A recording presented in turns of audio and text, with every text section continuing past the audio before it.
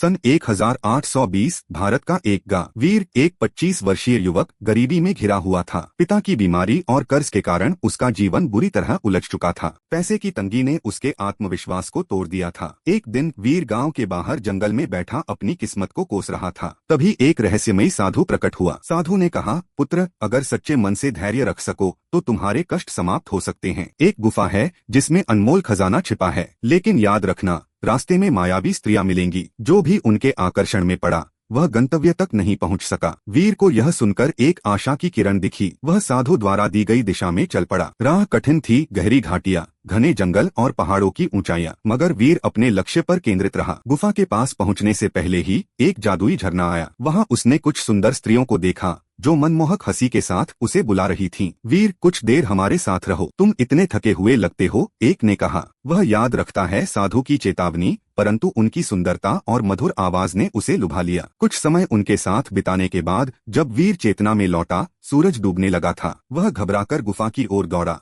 परंतु जैसे ही उसने प्रवेश करने की कोशिश की, गुफा अपने आप सील हो गई। खजाना अब हमेशा के लिए खो चुका था। वीर जमीन पर घुटनों के बल गिर पड़ा। उसे साधु की बात याद आई। उसने खुद को धिक्कारा। एक पल का मोह जीवन भर का पछतावा बन गया। अगर मैंने ध्यान नहीं भटकाया होता तो आज मेरी तकदीर बदल गई होती। वह फूट फूट कर रो पड़ा। जीवन में सफलता उन्हीं को मिलती है जो अपने लक्ष्य पर अडिग रहते हैं। आकर्षण और भटकाव के क्षणिक सुख हमें हमारे असली उद्देश्य से दूर कर सकते हैं।